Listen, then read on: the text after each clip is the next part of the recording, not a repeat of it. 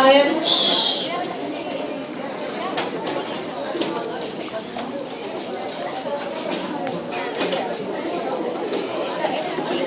Parásitos que estamos viendo en la diapositiva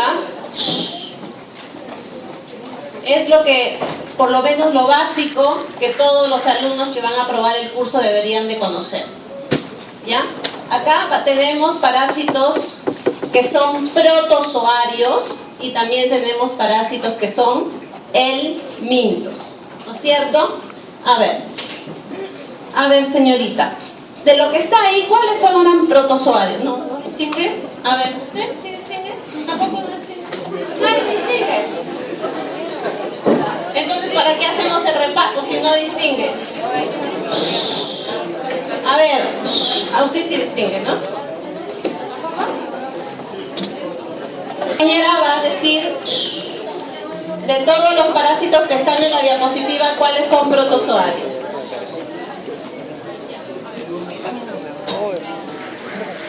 ¿Volteo? El 1, el 2, 3. Protozoarios tenemos uno, trofozoito de Giardia, ¿no? Con el quiste también. 2, ese es un entamoeba. Bueno, ya saben que no podemos diferenciar así a simple vista una coli de una histolítica, ¿verdad? Entonces tenemos que acudir un poco a la clínica del paciente, pero si en una lámina observamos glóbulos rojos en el citoplasma, de hecho esa es una entamoeba histolítica porque es patógeno. El número 3 es una yodamoeba. ¿Cuál es el hábitat de yodamoeba?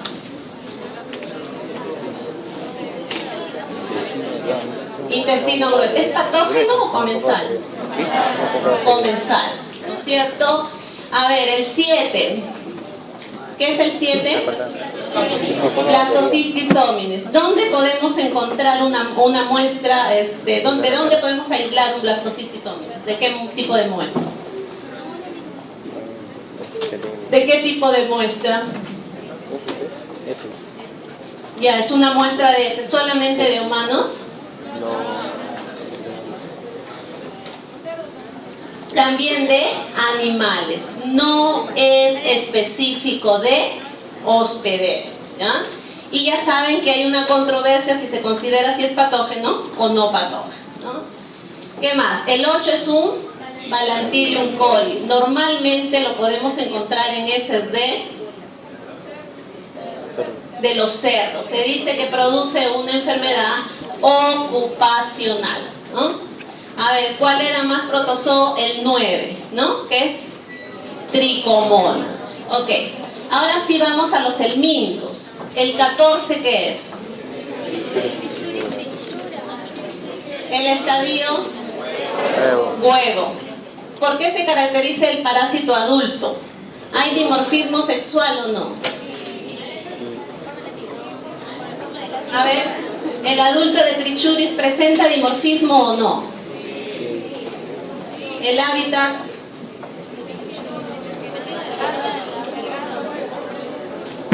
¿Qué produce? ¿Qué patología es lo más resaltante en Trichuris? ¿Qué produce? Prolapso rectal. 10, el número 10, ¿qué es? Tenia SP. Tenia SP. El 15.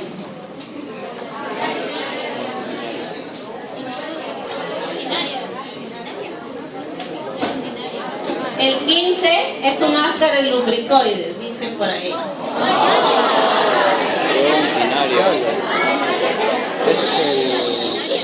Así quiero que se muestren seguros en todas las preguntas, que refuten, que discutan. En el número 13 observamos a Ascaris, ¿verdad? Uno es el huevo infértil y el otro es el huevo fértil. No todos pudieron ver huevo infértil porque se nos perdió el huevito. Si ustedes encuentran en una muestra de heces un huevo infértil, ¿qué quiere decir?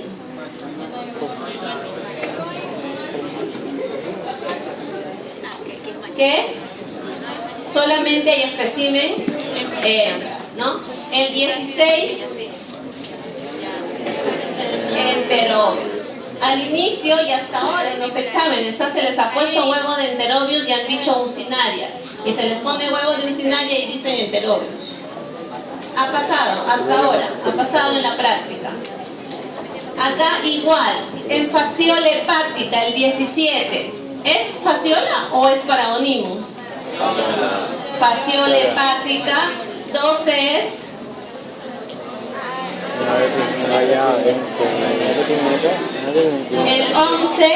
El 11 difiluvodo. Y acá tenemos especímenes, el primero que sería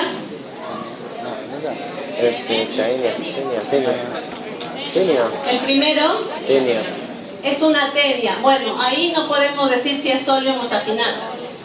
Yo sé que es porque, bueno, he visto la foto y el artículo, pero así a simple vista ya saben que ustedes tienen que diferenciar por las ramificaciones uterinas. El otro es un ascaris, ¿no? El hábitat del ascaris, ¿cuál es? El hábitat del ascaris, intestino delgado, grueso, hígado, pulmón, corazón, ¿dónde está?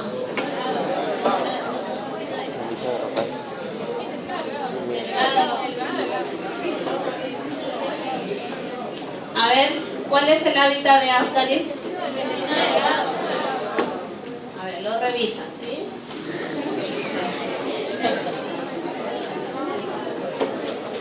Ya. Todo lo que son helmintos, va a abarcar al grupo de los tremátodos, al grupo de los céstodos y al grupo de los nemátodos. Esa es toda la parte de los helmintos y el alumno tiene que saber ubicar a cada parásito a cuál de estas clases pertenece. Entonces debemos saber las características morfológicas, el hábitat de cada uno de ellos y por supuesto los tamaños. Todos me dicen enterobios, pero cuando pregunto el tamaño o el hábitat se confunden totalmente, ¿ya? Es que debemos conocer cada uno de esos. Lo que ustedes están viendo acá es una...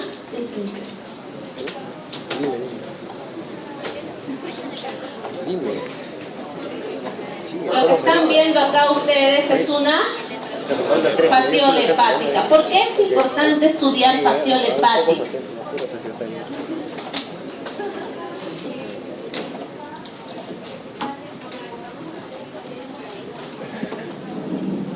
Ya, a ver, la fasciola hepática es la que se encuentra enquistada.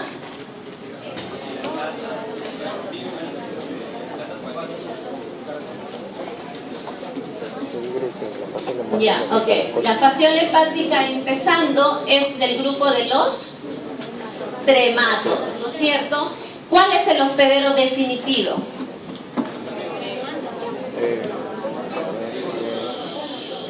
Se ha preguntado todos los grupos de práctica y no han sabido. El hospedero definitivo de fasciola hepática,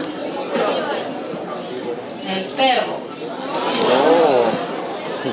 El perro. José. A ver, seguros, ¿cuál es el hospedero definitivo? Vacuna. Hay varios hospederos definitivos, ¿no es cierto? Uno de ellos somos los humanos. El vacuno, el ovino. ¿Por qué es importante diagnosticar si tiene o no fasciolasis el ganado, el vacuno, por ejemplo? ¿Por qué es importante? ¿Qué produce en el ganado vacuno? Este es un problema bien grande en las zonas ganaderas. ¿Cuáles son las zonas ganaderas del Perú?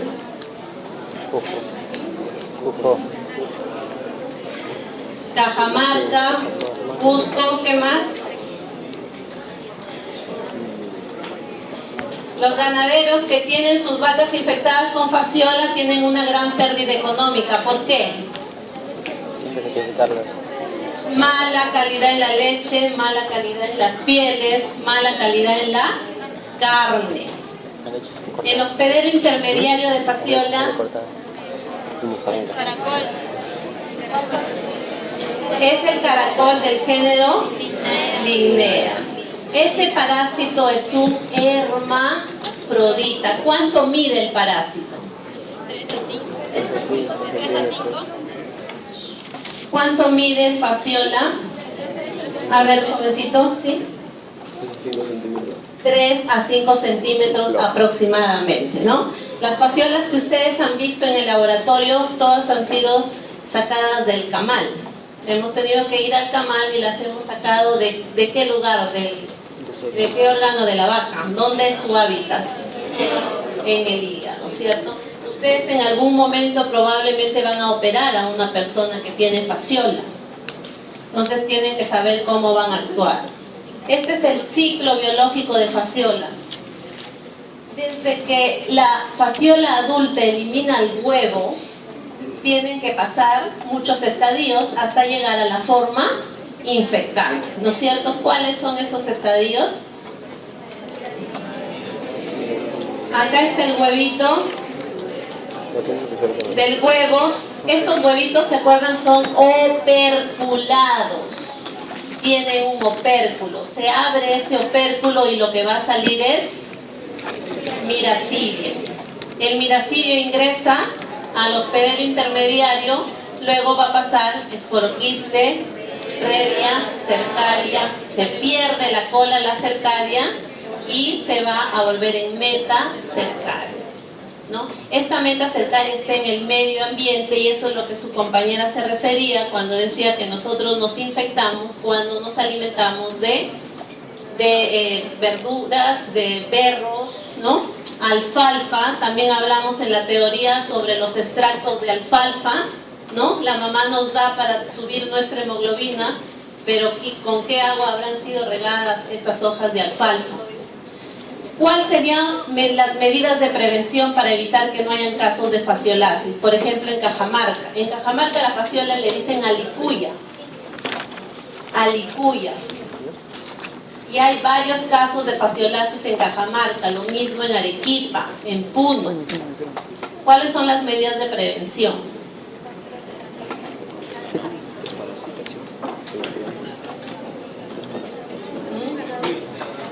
Ya, pero ¿cómo controlamos al ganado? Desparasitando.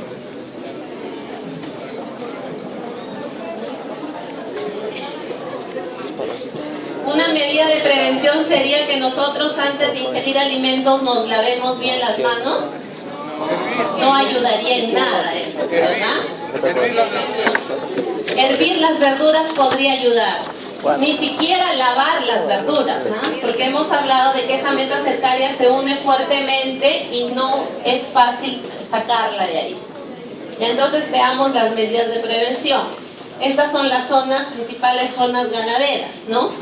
Tenemos Cajamarca, también Huancayo, en el sur puede ser Cusco, Puno, Arequipa. Ahí hay grandes pérdidas por ese parásito. El otro parásito es Paragonimus peruvianus. ¿Cuál es la patología que produce este parásito? ¿Cómo se diagnostica en el humano?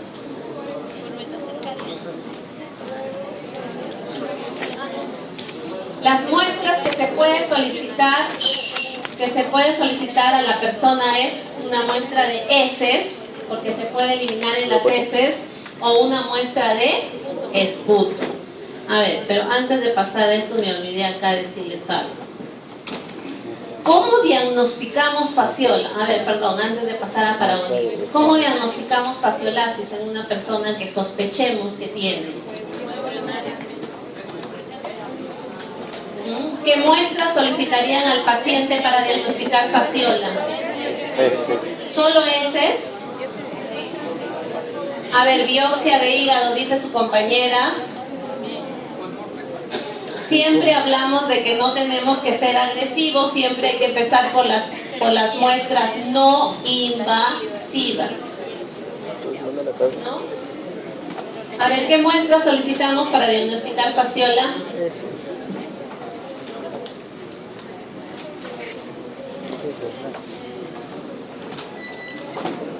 Sería una muestra de heces, ¿no? Una muestra de heces porque el hospedero definitivo lo puede eliminar, los huevos, que es el estadio de diagnóstico, lo podemos eliminar en las heces. Pero aparte también puede ser una muestra de ¿Recuerdan cómo iba la meta cercaria, cómo ingresaba vía oral, luego dónde se dirigía? En ese trayecto habían las fasciolas jóvenes y luego la fasciola ya adulta, cuando ya estaba localizado en el hígado y empezaba a eliminar los huevos, ¿no? Entonces hay una fase aguda que se caracteriza ¿por qué? ¿No? En la fase aguda vamos a ver a las fasciolas jóvenes que van a estar eliminando sus productos metabólicos. El organismo va a estar reconociendo a esos productos metabólicos como algo que es extraño, que no es propio, entonces va a estar elaborando anticuerpos. Entonces, en una fase aguda, nosotros podemos solicitar al paciente una muestra de sangre, ¿no? Para obtener de ahí el suero y hacerle las pruebas inmunológicas. Entonces, sí se puede hacer pruebas inmunológicas cuando el paciente está en fase aguda. Pero en fase crónica, ¿qué quiere decir fase crónica en una enfermedad?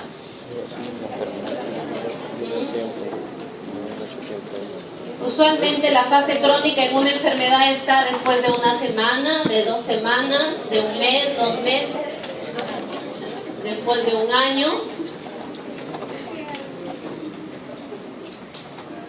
Ahora hay las famosas enfermedades crónicas que la persona lo tiene de por vida.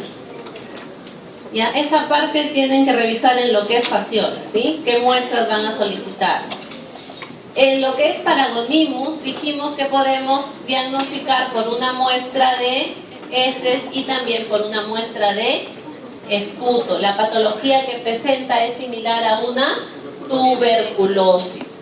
Pero a diferencia de tuberculosis, ¿no? El paciente que tiene tuberculosis está demacrado, decaído, adelgazado, ¿no? En cambio, un paciente con Paragonimus no.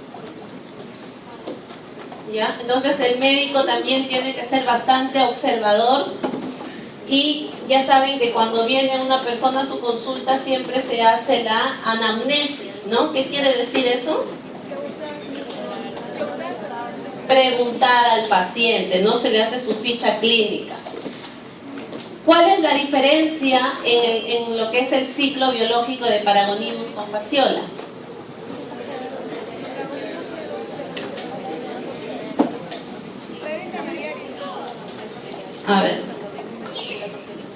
A ver, ¿cuál es la diferencia a nivel de ciclo de fasciola con Paragonimus?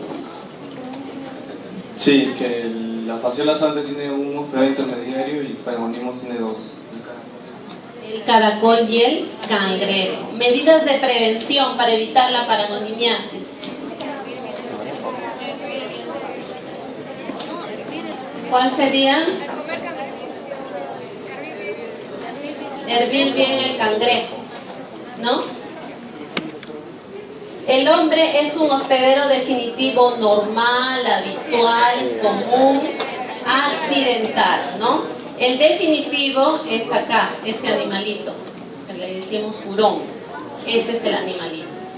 ¿Cuál es el tamaño de un Paragonimus y cuál es el hábitat de Paragonimus?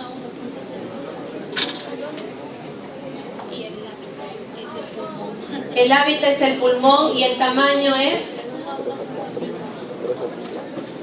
Si ordenamos de más grande a más pequeño, ¿quién es más grande? ¿Fasciola o Paragonimus? Fasciola, ¿sí? Fasciola es más grande. Ya, a ver, ¿qué más? La forma infectante de Paragonimus. La forma infectante metacercaria. ¿Dónde se encuentra la metacercaria? En el cangrejo. ¿Qué muestras? Los exámenes serológicos funcionan para los exámenes indirectos. Ya saben ustedes que es un examen indirecto y un examen directo, ¿sí? Directo cuando yo veo al estadio o la forma diagnóstica, e indirecto es cuando yo evalúo cómo el hospedero responde a la presencia del parásito. ¿Qué exámenes, qué métodos indirectos se utilizan para diagnosticar paragonimiasis?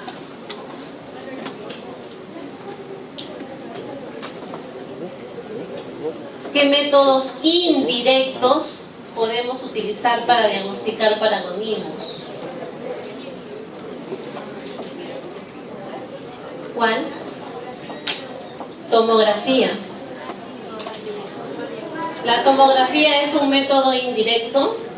La ecografía, la resonancia magnética. ¿Qué es un método indirecto? Son los métodos serológicos. Es solo para este. Es solo para este. Si ya terminó, téngalo ahí nomás. Ya, entonces, también podemos nosotros diagnosticar paragonismos con muestras de sangre.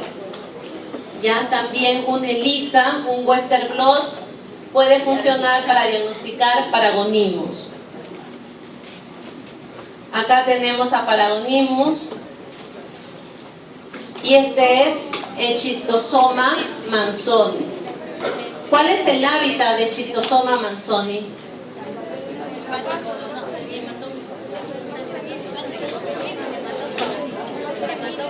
Vasos sanguíneos, ya. Este es el único tremátodo que tiene dimorfismo sexual. Este parásito afortunadamente no lo tenemos en Perú. La forma infectante, ¿cuál es?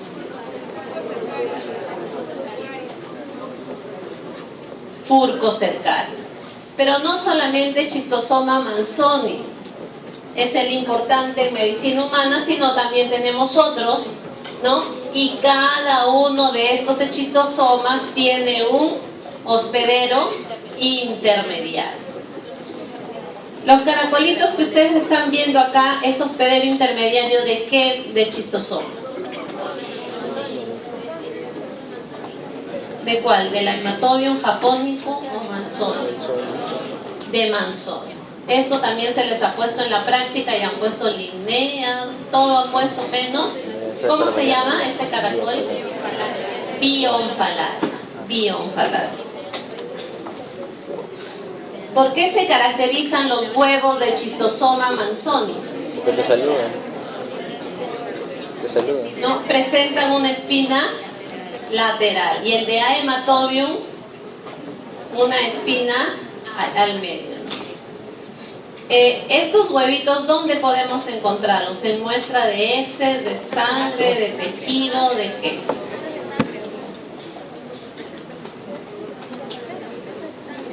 El huevo de Schistosoma manzoni, ¿en qué tipo de muestras podemos encontrarlo? Este es el Schistosoma manzoni, tiene su espina lateral.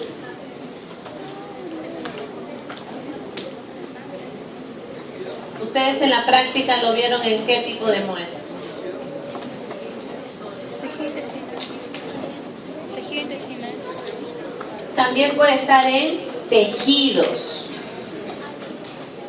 El mayor daño que puede ocasionar en el organismo, en el tejido, es los granulomas, la acumulación de esos huevos. ¿No? A ver. Esta es la furcocercaria, la forma infectante de schistosoma. Acá tenemos el ciclo biológico, ¿no? Y también va a tener que pasar por varios estadios antes de volverse infectante.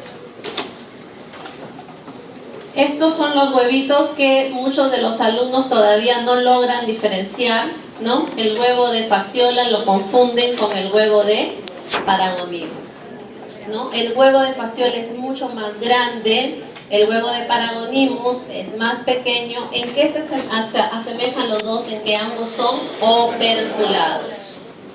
¿Y el de Schistosoma tiene opérculo? El de Schistosoma, para que salga la larva y empiece toda la embriogénesis hasta volverse en la forma infectante, este huevito se tiene que romper.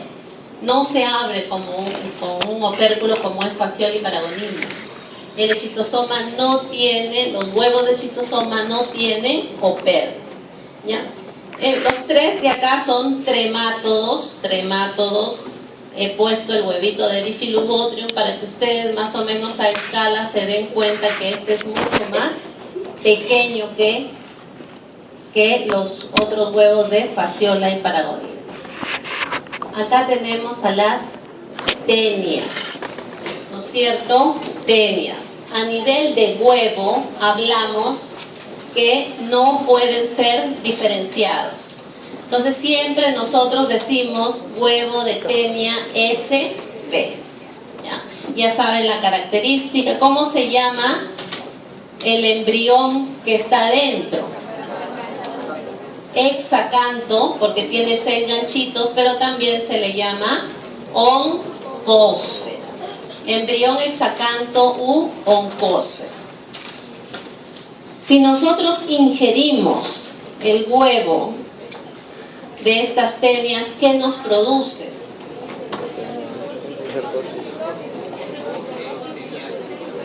A ver,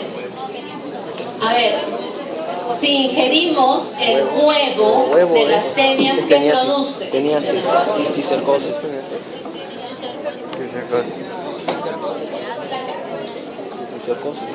A ver, unos dicen teniasis, otros dicen cisticercosis. Ya, pero tienen que tener en cuenta y lean bien las preguntas del examen, por favor. Lean bien las preguntas del examen. Ya. Entonces, si nosotros ingerimos el huevo de tenia solium, nos va a producir cisticercosis. Pero si ingerimos el huevo de tenia saginata, no produce nada. Hasta el momento no se reportan casos de alguna patología como la cisticercosis por ingerir estos huevos. Y entonces hay que tener mucho cuidado. Por eso en la teoría, para los que asistieron, yo les dije que si en algún momento alguien de mi familia o yo misma nos encuentran huevos de tenia, yo rogaría que sean huevos de tenia saginata. El hecho de que una persona en nuestra familia, y especialmente la persona que nos prepara los alimentos, nuestra ayuda, nuestra auxiliar, ¿no? La doméstica de repente que está en nuestra casa, si es que tiene huevos de tenia solium, pues ojito, ¿no? Ahí sí funciona bien lo que se llama lavarse bien las manos, ¿verdad?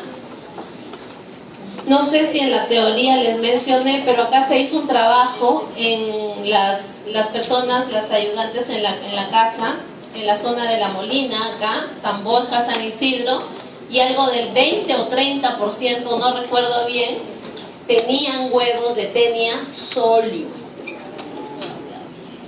Huevos de tenia solium. Porque usualmente las personas que contratamos o vienen por una agencia, ¿no?, de empleos, pues yo creo que no todos le dicen que les dé su hoja de su análisis parasitológico, ¿no? Pero sí le pedimos DNI, su referencia, su certificado policial, domiciliario, etcétera. Pues no estaría mal de que también le digamos que se haga su análisis parasitológico, ¿ya?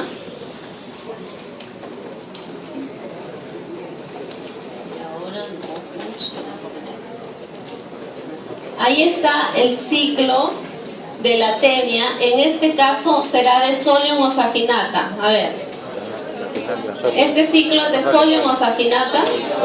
Solium. Acá tenemos al intermediario que es el ser.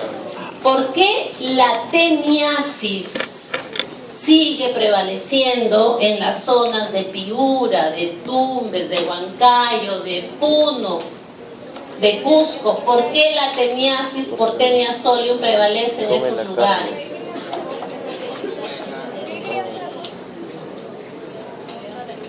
A ver, ¿cuáles serán? ¿Saben qué cosas son factores de riesgo, verdad? ¿Cuáles son los factores de riesgo que permiten que en Puno, ojito, en Puno niños de 7 años tienen tenias? ¿Cómo explican que un niño de 7 años tenga tenia solium? ¿Qué ha tenido que ingerir? No, 7 años no, me equivoco, son 2, 3 años. Niñitos de 2 o 3 años tienen tenia solium. ¿Qué ha comido ese niño para tener su tenia sólida? Ese dice que acá.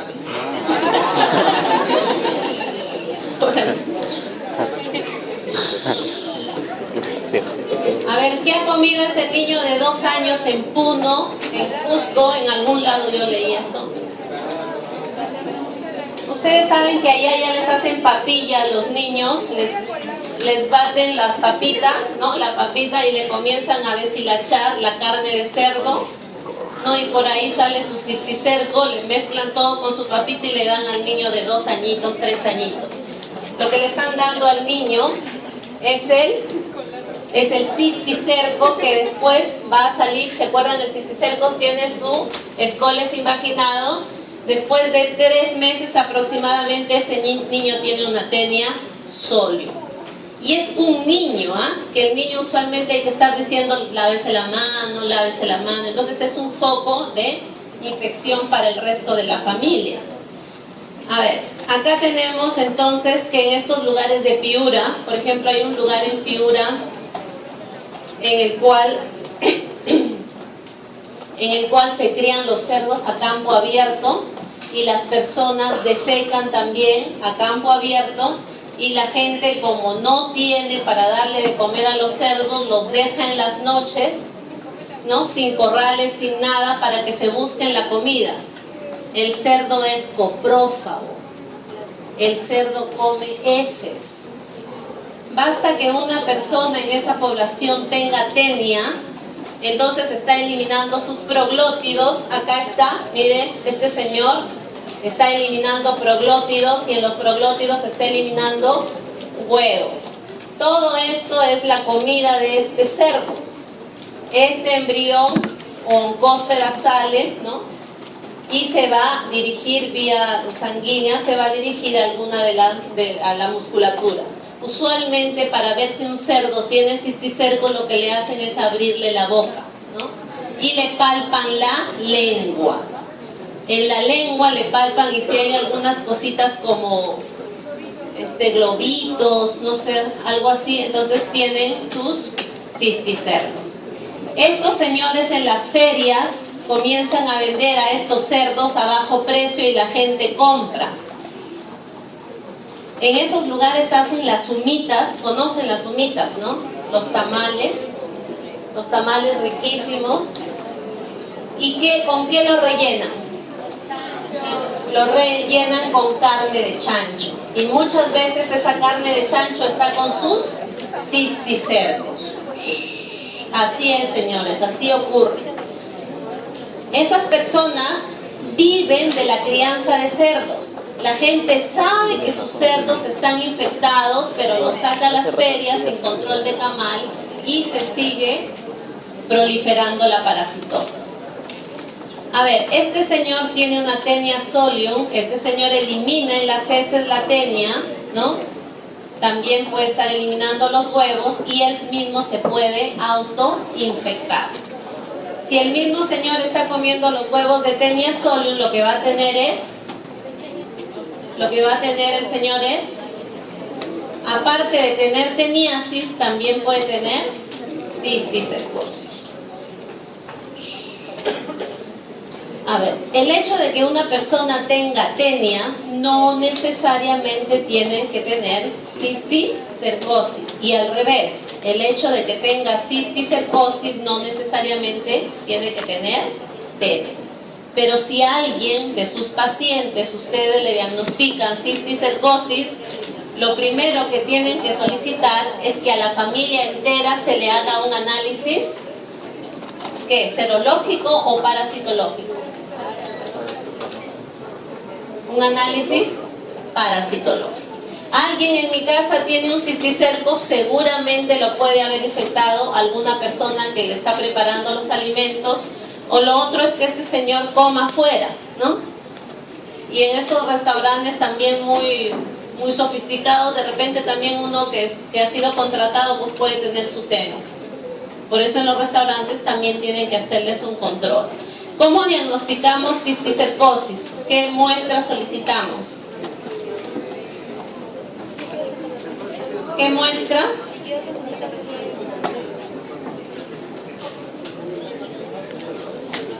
para diagnosticar cisticercosis le tenemos que hacer por una prueba serológica, ¿no? O también nos podemos ayudar de la tomografía. Y para diagnosticar teniasis, en ese caso sí es una muestra de heces. A ver, acá tenemos al cisticerco. Esta foto ha sido tomada cuando se ha colocado cisticercos en un medio de cultivo in vitro y después de 3 días hemos visto esto. O sea que nosotros vamos un fin de semana a comer carne de cerdo, un chicharrón, nos vamos un viernes, comemos eso, el lunes o martes en nuestro intestino ya tenemos eso, ¿no? Y después de 3 meses ya tenemos la tenia que puede llegar hasta 5 o 7 metros. 5 o 7 metros. Ya saben que para decir que el paciente se curó tiene que haber eliminado la cabeza o escoles. Si no elimina eso, si solamente queda la cabecita, pues en 3 meses esto nuevamente va a seguir creciendo. ¿Ya? En Difilubotrium. ¿Cómo adquiero yo Difilubotrium pacificum? ¿Y cómo adquiero yo, cómo me infecto con Difilubotrium latum? ¿Cuál es la diferencia?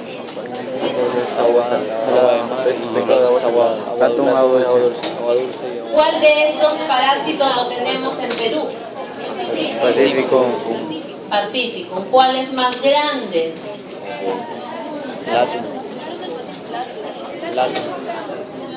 ¿Cuál es el hospedero definitivo, habitual, normal, común de Difilubotrium pacifico?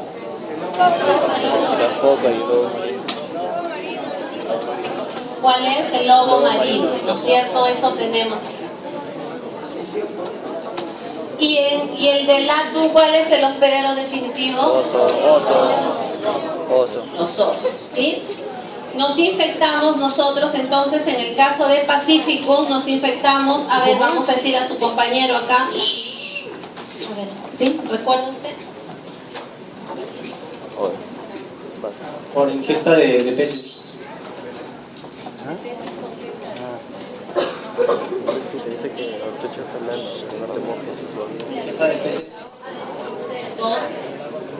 Con la larva plerocercoide. Acá tienen que recordar que en Difilubotrium pacificum es la larva plerocercoide que está en peces de agua salada y en latum en peces de agua dulce.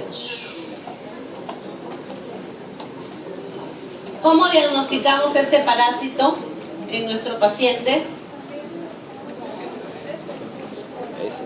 ¿Qué muestra solicitamos? Muestra de heces para buscar la forma infectada. Recordamos que los proglótidos grávidos tienen la particularidad de presentar el útero en forma de una roseta, ¿sí? Y el escoles tenemos estas extensiones llamadas bótrias. ¿Cuál es la patología que produce estar infectado con Difilubotrium pacificum? ¿Hay patología? Digamos que yo como un pescado, un jurel, una pota, infectado con esta larva plerocercoide, se forma el Difilubotrium en mi intestino, pero mi sistema inmune es bueno, que de repente en 2 semanas o un mes, sin ningún tratamiento, yo elimino al Difilubotrium. No produce patología.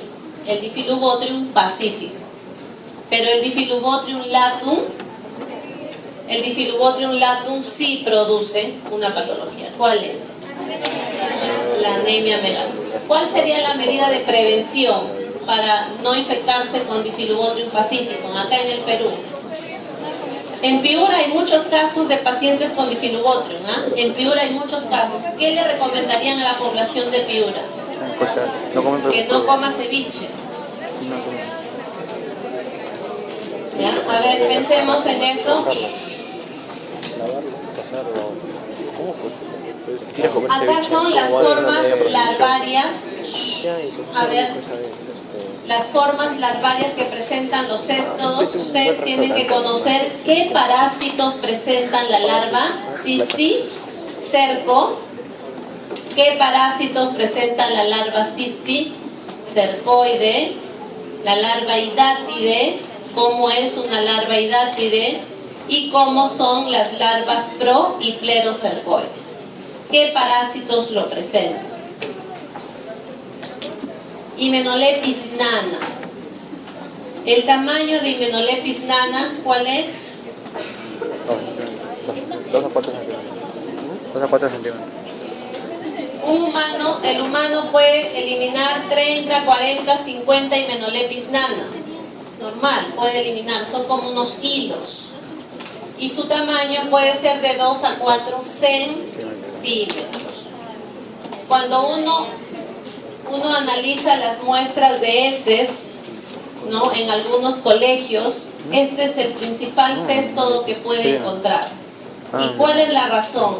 ¿Por qué no encontramos Solium, Saginata, Diphyllobotrium y encontramos siempre Hymenolepis nana en niños en edad escolar? Porque su ciclo es directo. Hay una contaminación de persona a persona. ¿Ya? Algo interesante es que no presenta hospedero intermediario, ¿no? Puede haber hiperinfecciones en este caso. A ver. Ya, hay una variedad, eso lo dice su libro, hay una variedad de Hymenolepis nana que sí presenta hospedero intermediario y pueden ser las pulgas, ¿no? Pero no es exactamente la Hymenolepis nana que infecta al humano, es una variedad fraterna, le dicen. No han hecho otros estudios, pero sí es cierto que esa variedad sí presenta intermediario. Acá tenemos la característica de los huevitos, cómo es el escoles, ¿no? Acá su rostelo. Los proglótidos, recuerdan que son como trapecios.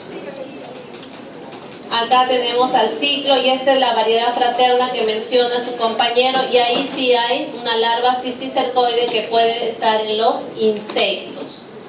Pueden haber, la misma persona se puede estar autoinfectando, ¿no? Puede haber una hiperinfección.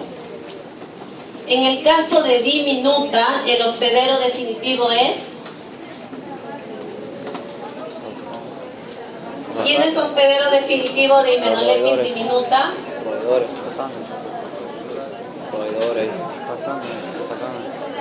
Las ratas.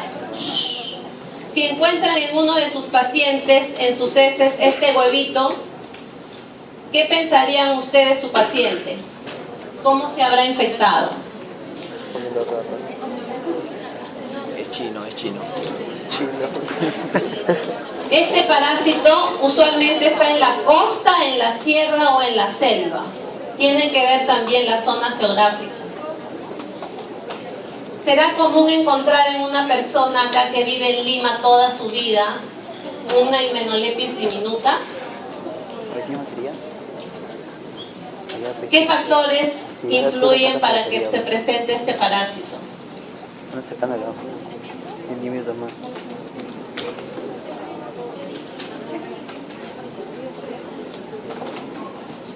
Si el hospedero definitivo es una rata, a ver por ahí.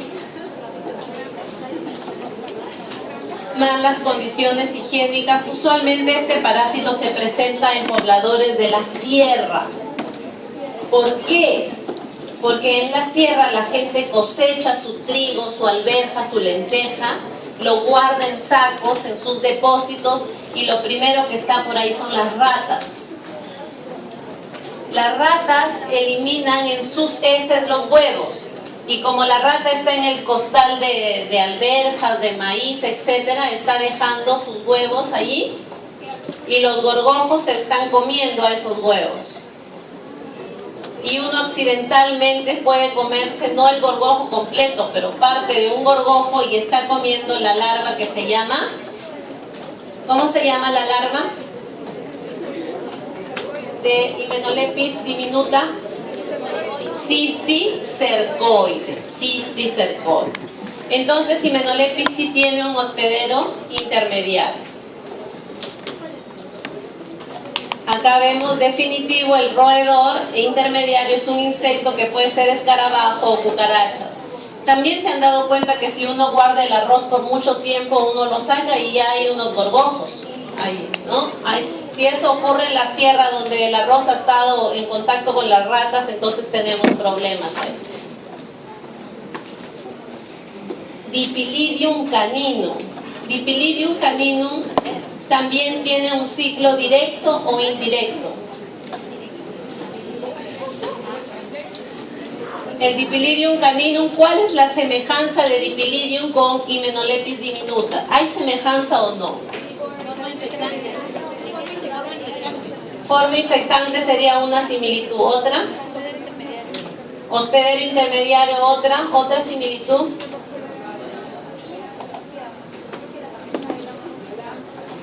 Y el tamaño también sería, ¿no? El tamaño. ¿Por qué? Porque ambos pueden medir hasta 60 centímetros. Y si les pregunto la diferencia entre diminuta y Dipylidium caninum, a ver cuál sería una de esas diferencias. El hospedero definitivo, muy bien, sería uno. ¿Cuál es otra diferencia? Ya el Scolex. ¿La forma diagnóstica sería una diferencia? En ambos es por muestra de heces. Las pruebas serológicas son importantes en Dipylidium y en Hymenolépis. ¿Ustedes le solicitarían sangre para diagnosticar estos parásitos? No, no funciona. Serían los métodos directos, buscar los huevos, ¿no? ¿Cuáles son las medidas de prevención para evitar que nuestros niñitos, porque usualmente los niños son los que pueden estar infectados? Desparasitar al perro. Yo puedo recoger un perrito de la calle, pero porque me gusta, y etcétera, pero lo tengo que bañar, lo tengo que desparasitar, ¿no? Este parásito tiende a eliminar los huevos en paquetes, ¿no? Cada huevito se parece a los de Taenia solium y saginata, son similares. Una característica de los proglótidos grávidos es que presentan 2 poros genitales. ¿Cómo se llama este paquete de acá? Cápsula ovígera. ¿Cómo se llama? Cápsula ovígera. Cápsula ovígera. Y cada uno de estos son los huevitos, ¿no?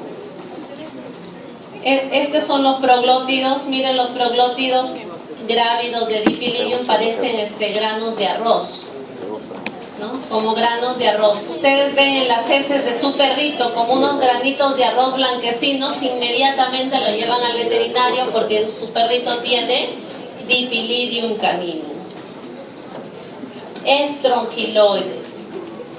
Estrongiloides es un parásito del grupo de los nematodos. ¿Cuál es la forma infectante de estrongiloides? La larva filariforme. ¿Cuál es la diferencia entre una larva filariforme y esta larva que está acá, que es la diagnóstica, que es la rhabditiforme?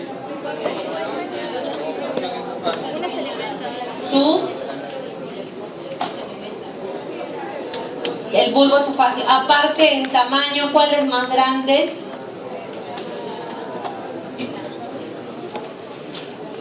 ¿Cuál es más grande, la filariforme o la rhabditiforme?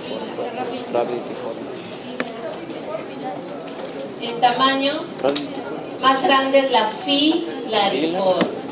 ¿Las dos larvas se alimentan o solamente una de ellas? ¿Cuál se alimenta? Rhabditiforme. Esa es la forma diagnóstica. Y lo que vemos acá son los huevos, que son muy similares a los de las uncinarias, ¿no? Este parásito se considera que es oportunista en pacientes VIH. Acá hemos hablado de que este parásito presenta 3 tipos de ciclo biológico. Este es el único parásito que puede intercalar estadios de vida libre y de vida parasitaria. ¿Y cuál de esos ciclos, no? Tenemos un ciclo que es el directo, homogónico, uno de autoinfección, que se puede estar dando dentro del mismo paciente, y uno que es el heterogónico. Y dijimos que uno de estos ciclos es el que puede permitir que el parásito se siga manteniendo en el ambiente, ¿no? El ciclo indirecto o heterogónico. Y la medida principal para que se erradique, para que no haya tanto parasitismo por estronquiloides, ¿cuál sería? Una medida que funcionaría prácticamente de inmediato para que esta parasitosis disminuya y con el tiempo desaparezca. En Iquitos, en Loreto, en Jaén hay bastantes casos de estronquiloidiasis. 50%, 60% de una población en Iquitos que se analizó está infectado con estronquiloides. ¿Por qué? Ya, caminan descalzos. Otro. Básicamente porque defecan en el suelo. Yo puedo caminar descalza porque de repente no tengo medios económicos y bueno, pues con sandalias, ¿no? O porque ya me acostumbré a caminar descalza, entonces sigo siempre caminando descalza. Entonces, pero yo puedo seguir haciendo eso, pero si la gente dejara de defecar al campo abierto, esa tierra no tendría esas larvas. Y por más que yo camine descalza, no me infectaría. Yo camino descalza en mi casa, ¿no? En mi alfombra, en el piso, no hay ahí. ¿Por qué? Porque nadie está defecando en mi sala, Y hay otra cosa, de que este parásito se considera un geohelminto, es decir, que necesita la tierra para seguir el ciclo, ¿no? Con este ejemplo pienso que nunca se van a olvidar que dejar de defecar en el suelo puede eliminar estas parasitosis. En el caso de estronquiloides y uncinaria, cuando uno hace diagnóstico directo, tiene mucho que ver el tiempo en el cual hemos guardado la muestra, ¿no? Explicamos eso. ¿Cuál es la forma diagnóstica de estronquiloides? La larva rhabditiforme. Y en el caso de uncinarias, la larva o ya no, ¿no es cierto? El huevo. Pero si nosotros hemos guardado esa muestra de heces por bastante tiempo, de esos huevos probablemente ya salen las larvas. Entonces hay que tener mucho cuidado cuando uno quiere hacer un trabajo de investigación para determinar este tipo de parásito. Enterobius vermicularis.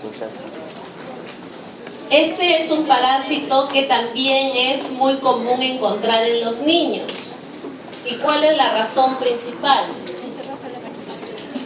Ya que se rascan el anito, ya, pero cualquiera nos podemos rascar el anito.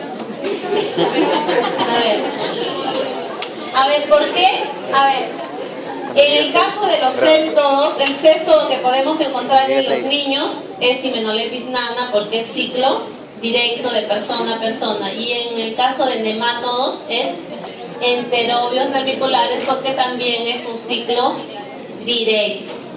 Lo que vamos a encontrar siempre en una muestra para diagnosticar este parásito generalmente es el espécimen hembra.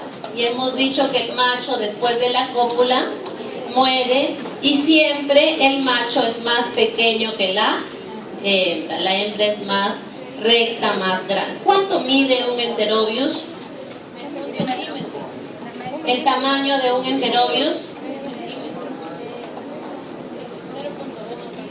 ¿Cuánto mide un Enterobius? ¿Es más grande que el ascaris o más pequeño?